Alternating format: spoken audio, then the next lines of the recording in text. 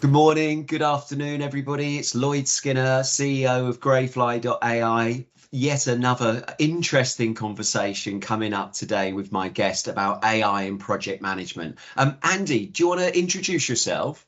Sure. Yeah. I'm based in Chicago and run a company that what we do is we teach project management and leadership to organizations all around the world. We, from the UN and the World Health Organization and NASA and to smaller companies as well, but cross industry.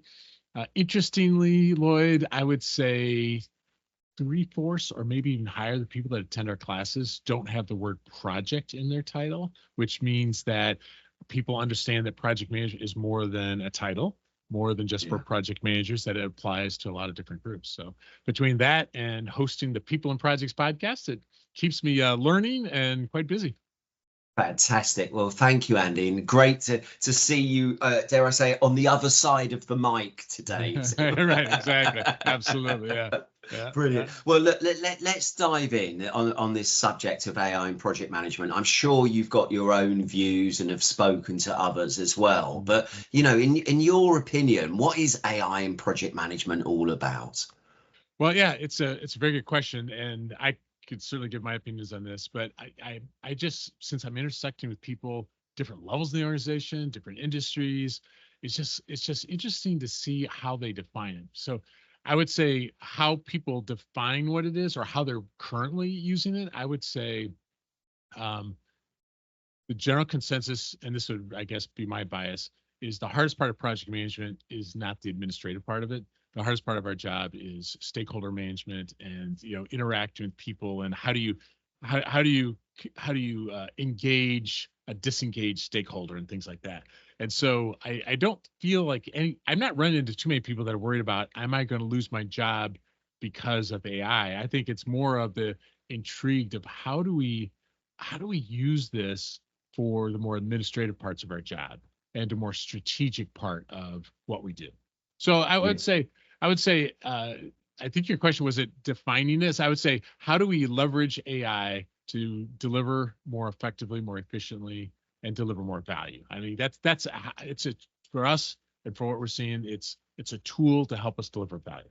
Yeah, I totally agree with that. And that really chimes with me, Andy, in terms of, you know, any of us would use a tool to make our work more efficient, you know, whether that be the spade or in latter days the tractor or whatever the simile is. But I think, you know, deciding which a field to plow in the first place, or work out when crop rotation should happen, and that type of decision making, for me, that's the really exciting values, I think, is the word you finished there. Yeah, you know, it's interesting talking to people. So I'll ask them, like, how are you currently using it? Like, what are you currently doing? And I still get a surprising number of people. In fact, this last week, somebody in the healthcare field, I said, so are you using ChatGPT or any of the other bots? So she goes, what's ChatGPT? Wow. How can we be this far into it and didn't even recognize the name? So I think that's certainly rare by every statistic I've seen. But overwhelming number of people that kind of are using it, and I say AI in some form as a sounding board, an advisor, you know, doing summaries. Increasing number of people I've heard just even recently saying, we're starting to record our meeting transcriptions. I have the first draft of the transcriptions, doing that. I do a lot of work in healthcare, and hospitals are starting to put in more ambient AI, where, you know, we're trying to let and I'm not sure how it is in your country, but a lot of times the doctor is interrupting the patient really quickly because, like, did I get this right? Or, you know, jumping to conclusions, but can the AI be more actively involved with capturing that when it needs to, and then let the doctor not have to worry about making sure they're getting the notes quite right? So I don't know. I think it's interesting how it seems that, like, I think Apple's big thing in the recent announcement was AI everywhere. Right? So that's what it feels like. Right, yeah, but it's not like AI it's not like going to a chat bot increasingly. it's just integrated in more things that we don't even maybe realize we're using AI. It seems like that's the case. But here's a use case, Lloyd, I've been using more just on a practical basis. If I'm facilitating a meeting and we're writing on flip charts and post-its, take a picture of it and have it do the transcription. That simple use case like that, the vision capabilities, and my handwriting is not as good as yours, friend. I mean, it captures it really, really well. That has saved me hours for sure. Yeah, absolutely, and like you said, it's almost, in terms of the common use, it's almost becoming another tool for us, in the same way as the phone is another tool, or the calculator was, just to make our lives a lot easier. And your point there about taking the picture and transcribing is fantastically made. I'm just going to go back to one of the points you were making there about, dare I say it, the example there about the doctor and when to intervene and how to intervene. Now I'm really intrigued about this. I mean, this is AI starting to touch into emotional intelligence, and if you go back a year, everybody was like, oh, that will never happen. AI will never be creative. AI will never know human traits. But it's creeping in already. I don't know whether your view of whether that's a good or a bad thing. Well, creep is an interesting term to use, right? Because it is creeping in, and some people find it creepy. And I we have Amazon Alexas at home, and we talk to them regularly.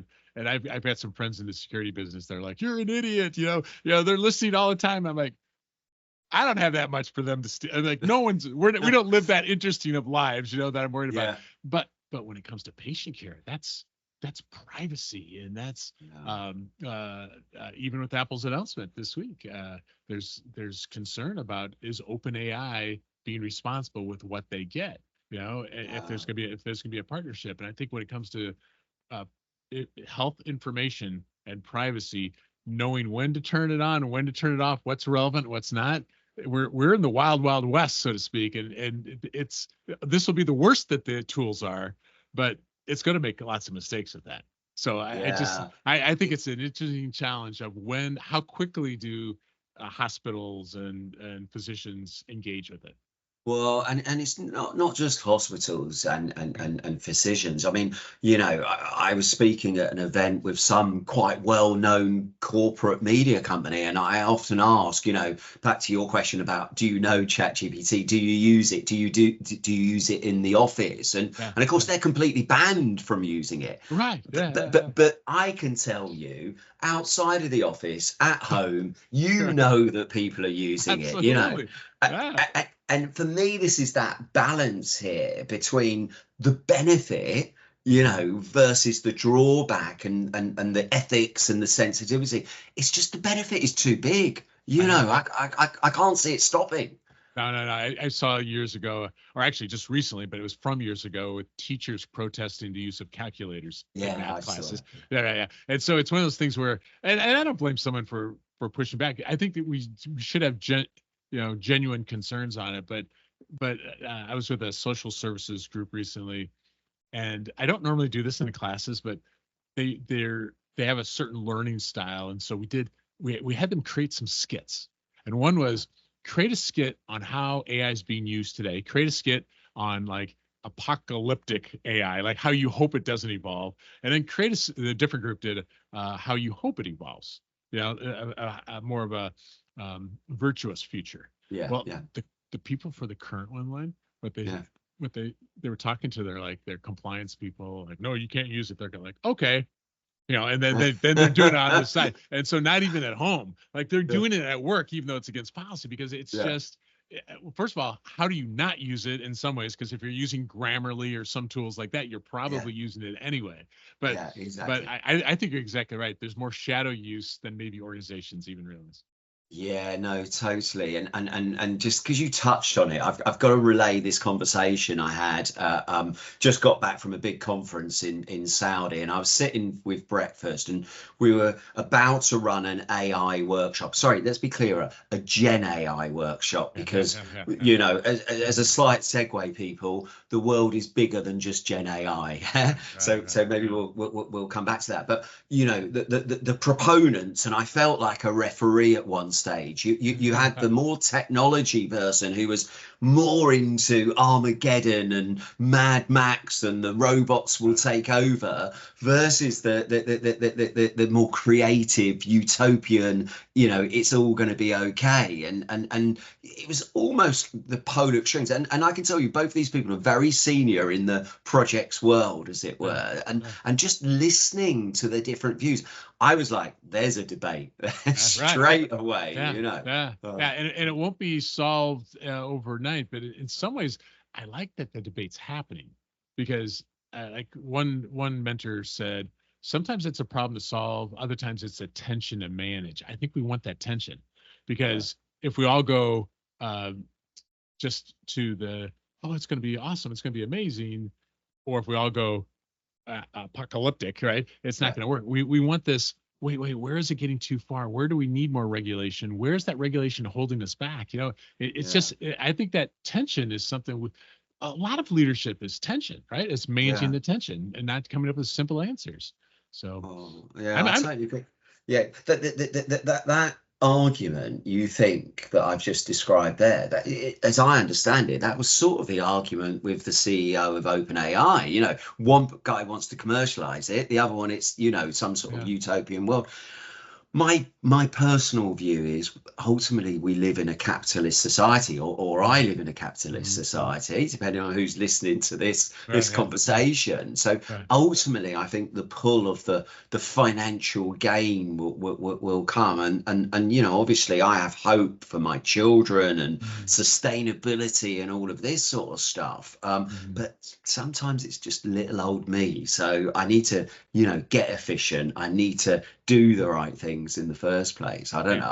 Again, it's probably a political conversation I'm opening up there. Potentially, but I feel like one of the things I love about not being 20 years ago, Andy, is that some of the biggest things I was concerned about either didn't happen or they weren't as bad as I thought. And I think life does tend to moderate to the mean, and so I think I'm not worried about the apocalypse nearly, because if it happens, it doesn't matter anyway. It's good. But I don't want to lead to it. But I'm less worried about that. I'm more interested in how can we use it in a way. Like, it's good to be optimistically skeptical, right? I think just in general in life, like, have a bias towards optimism, but be skeptical as well. Like that tension. I think this is a great place for it. Yeah. It's optimism. What was the phrase you used? Optimistically skeptical. Yeah. It made me think that when I was working in an organisation, that the Central Program Management Office said they were the critical friend.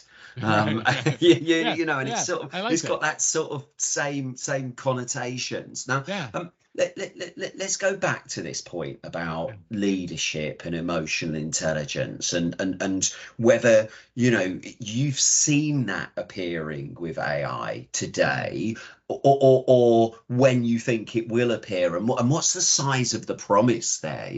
Well, it's interesting. I was demoing the Hume, I believe it's pronounced HUME.ai, or what they are specifically calling out empathetic AI, I believe, as they say. I think that's their branding on it. And I was demoing it with my family, and it was right about the time of my wedding anniversary. And so I said to it, "Hey, what are some or I have a wedding anniversary coming up. What's some recommended gifts I could give to my wife?" And it came back with kind of, "Hey, congrats," like a inflection. It wasn't like the robotic voice. It was a kind of a happy celebratory thing. And it says on the screen what emotions it's trying to use at the time. And then I responded back to it, said, And my kids are like, wow. And my wife's like, that's creepy. It'll be more creepy when she doesn't realize that robot Andy is speaking to her in the corner, as it were. But you know, jokes to one side, that's where we're going. That blurredness between, you know, I don't know about you, I still struggle. I don't think it sounds like you do, speaking to Alexa or other products, as it were, to ask a question. I think this will start breaking down. I was having this dialogue yesterday, actually, about, you know, beyond the text. The debate was actually visual. We felt was going to come quicker than voice, in terms of what feels natural. And I think it is that point about creepiness again, you know. Yeah, I think so. And that's why, I mean, we've been helping people, our clients, with a class called AI Made Simple, and a lot of it is on the prompting side of it. But I think there's going to be less focus on how do you write the magical prompt, at least for generative AI, and more of having a conversation, and it's parsing out what it needs to know. And it will, I still, even though it seems like the evidence is you don't need to be nice to the bots, you know, please, thank you. I must be part British. I don't know, but yeah. I still apologize, or thank you, or excuse me, or you know, that was a great move. I still do that because I want to interact in a way that I would interact with you. Yeah. And I think I think over time it'll be like that. We'll be interacting just like we're having a conversation. Yeah, I totally agree. And like I said, maybe I jumped 100 years, 50 years, 200 years to saying robot Andy, as it were, because I can't tell which is the real Andy anymore, you know. Well, sort of thing. We're kind of getting there with video, right? So what I was thinking was, you know, if we were talking about leadership earlier, when is that moment where, you know, sitting around the board table, there's some sort of AI that you know, is certainly, you know, beyond Power BI, serving up, you know, the latest information, the insights, the prompts, if you like, to steer you in the right direction. I mean, surely that's where we're going, Andy, don't you think? Yeah, I would have to think so. And I think of, like, I've had like 300 executive coaching clients over the years, and it's not a major part of what I do, but sometimes what people need is a sounding board of it. Yeah. You know, when I'm the coach, I'm not telling them what to do. I'm just sounding board and giving them perspectives and things like that. And I think an interactive, you know, conversation with these, I'm not saying there will be no more executive coaches in the world, but I think this idea of coaching a board or coaching the management team, I don't know. I'm fascinated by it. I mean, I make a living doing training, and I don't think it's going to be right away, but I think eventually, you know, it'll be interesting to see how it impacts everything in that regard. But I totally agree with that. You know, the strategic advisor, to coin a phrase, I definitely see that coming. I think if I just flip to the negative there in terms of what you said, have you just written off executive coaches and psychologists, because we've now just put all of those greatest executive coaches' brains into this one AI, you know? I think here's my take is what, you know, people have said about driverless cars. People are going to miss driving, so they'll pay to go out and drive like a real car. I think people will pay to have the real interaction of flesh and blood. But what I'm a little bit more intrigued by, Lloyd, is I was just spending some time with somebody from Kenya, and they talk about how could this be a leveler of the playing field? So places that don't have access to executive coaches will have access to it, right? And so the people that can pay for it, they'll continue to pay for it. But what about the people who didn't have access to those things? You know, maybe this provides more access to educational capabilities for people that didn't have access to tutors, you know? So anyway, that's I'm kind of excited about that. Yeah, I think also, you know, I think there's a parallel example there about, you know, we're all nervous about bias in these AI systems, but actually, trained correctly, it's the complete opposite. It can take out bias of systems, and so I remember a long time ago when it was a long time ago when I was at school, as it were. The professor there was his book was called Opportunity and Risk, and I think that's what we're talking about here. There's both opportunity and risk, and Right. and your example of Kenya or any underdeveloped country, there's got to be benefits to access and open up new economies as well. Sure. So I think that's really exciting. I think real quick, the bias thing is interesting because if it is trained on what's available out there, there's bias out there, so it's not a surprise that it has bias. It's just like who owns the gatekeeper, who are the gatekeepers, and do they kind of ignore kind of the collective wisdom out there and train it to specifically to have the bias. And I think you're right that it will. I don't know. It'll be interesting to see, but I think this is where currently and in the future, and has always been throughout humankind, we have to have discernment. Right? We have to, not just take it at face value, but maybe investigate. And in fact, even from a PMI or from a project manager perspective, I love what seems to be increasingly moved towards. You don't just create reports out of your system. You interact with the system. You interact with the portfolio. And so if you have concern about something that I'm getting, and say, well, tell me more about the fact that you're interacting with it. I teach an MBA program, a healthcare MBA. One of my students just had a paper published, and I'm like, oh, that's cool.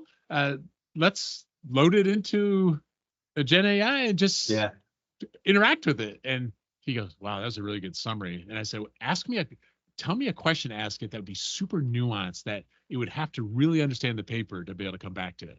And it came back. He goes, that is creepy. That was such a good response. Back to the creepy again. Right. But what if we could do that with our portfolios? What if we could say, you're saying that's red, but why is it red and it was green before? Like, what is like if you could interact with it? I don't know that it gets rid of biases, but it allows us to get a deeper conversation than just what's presented on a PowerPoint slide from the project manager. We can get into more strategic interactions with it. I'm very excited about that. I'm excited about that. I mean, it's great. I mean, project intelligence has got to be the way to go. You touched on a couple of other things in there as well that I just want to come back to. First of all, the gatekeeper, I think, is really interesting. I was imagining, Harvard having an argument with LSE, or which, my project theory is better than your project theory. I mean, where do you stop on that, Andy? I know. Right.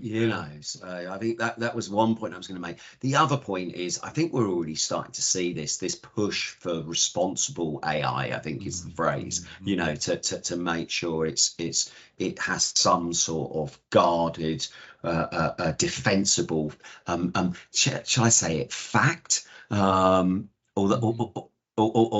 again, those philosophers amongst us can debate about the word fact. What is reality, right? No, exactly. There. So hold on. Let's bring it back. But this responsible AI, I think for me the challenge there is that technology knows no boundaries. And what I mean by that, it's okay if the European government legislates, the US can legislate completely differently, and do we get a United Nations of AI? Well, best of luck with that one, Right, good luck. Right. Yeah, absolutely. And I don't have any answers for it. I don't know what the best way to deal with it other than if we take hopefully the best of capitalism, the best tools end up winning, and the other ones that don't add as much value or get too biased that people are like, forget it. Like does the market end up helping with some of that? I wonder. It'll be interesting to see.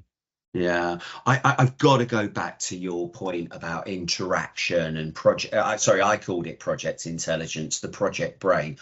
Now, I love this. I absolutely adore this. You're one of the very few people that have got to that moment, as it were. So let's just explore that a little bit more in the final parts of our conversation. So let's just refresh what you were thinking about there. Yeah. Yeah, I was interacting with a tool provider actually in the UK, and they were.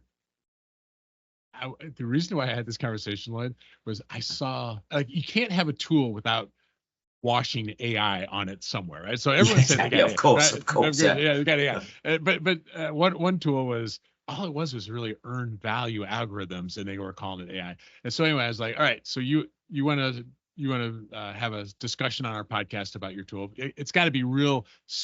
How is it really using AI as opposed to just washing it as from a Yeah. branding, and it was just interacting. And I know this is something near and dear to your heart too, Lloyd, about how Yeah. you do it. And I think when we were able to ask questions of the portfolio instead of having answers pushed to us, Yeah. Yeah. all of a sudden it was like, wait. Not only can we get to know individual projects or programs better, we can get more advice on maybe what's missing, what opportunities are, and maybe some early warnings on some things, something that hasn't risen to status has gone red, right? But are there some early warnings that Yeah. and some vendors are trying to get more of the qualitative information in, not just the quantitative. So Yeah. what's the vibe in the meetings, Yeah. what's being whispered at the water cooler, as opposed to Absolutely. that to me is what we kind of try to do intuitively when we're listening at the water cooler and trying to interact. And if Yeah. we can get the tools to kind of get a sense from email tone, and I don't know where it Yeah. goes, Lloyd, but I think it's just kind of an intriguing thing. That's a whole different thing than a report from a project management tool today. Yeah, no, I think it's great. A couple of things you said there. Obviously, you need some information presented to you to work out where you want to go on it, which Right. is fantastic. And maybe in the short term, watching emails may be a little bit too scary again. How many times have you been there? You go through the airport. Have you got a smiley face or a sad face? Tell me about that on your project. And Absolutely. then Right. and then is there a direct relationship there between project success or the risks or the demotivate. You can really start getting a holistic view of whether that project's going to succeed or not. So I absolutely love that. Please, people, if people are watching this part of it, watch this space as well, because I think that's where we're all going in this space as well. That certainly those more forward-thinking vendors, as it were.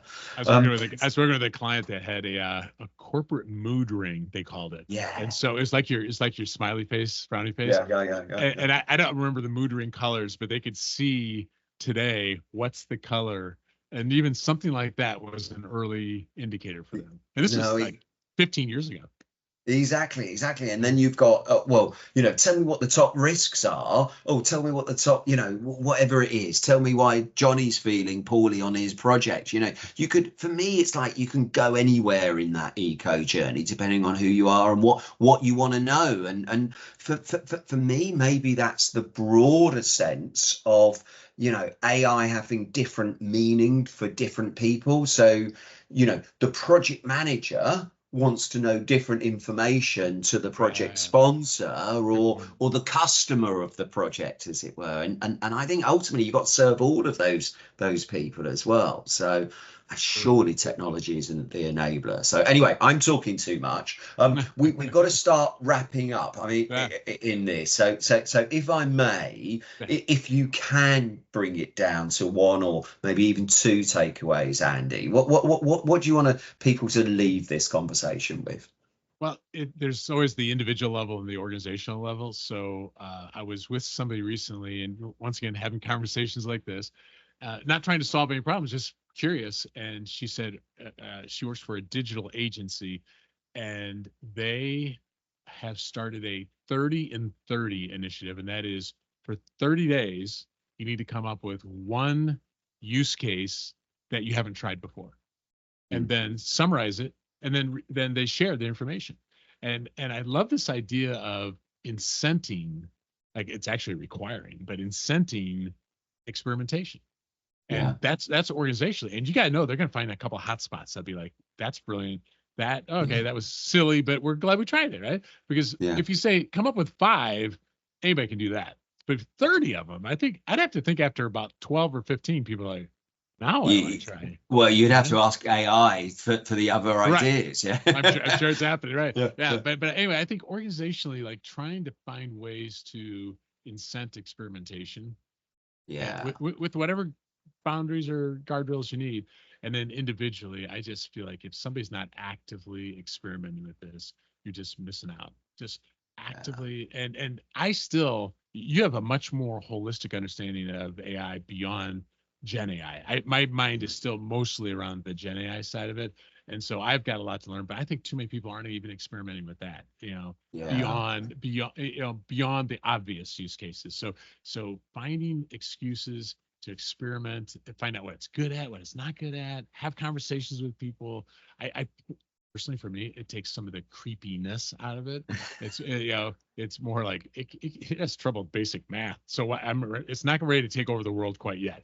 I got to tell you, that conference I mentioned earlier, we ran a workshop and we gave people 40 minutes to come up with a use case of big value in project management.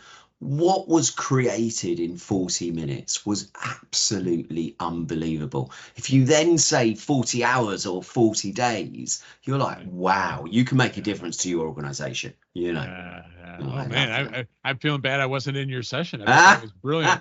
Next time, Andy. Next time. But I think that the yardstick here will be Mrs. Andy's view of whether it's still creepy or not. Yeah. So maybe we'll come back in a year's time and check that yardstick. Well, for the record, she used to say, "Hey, honey, would you help me with this email?" And she told me just like a couple weeks ago, I don't actually need you to do that anymore. I have the tool to take it for her. So maybe I'm being outsourced already. You have to remind her of that when she calls you up. So no, listen, that's brilliant, Andy. Thank you so much for your time. It's been a wonderful conversation. I'm sure we could talk for much longer and really, delving into today, but also futuristic stuff. So thank you so much, sir. Thanks, Lloyd. Appreciate it.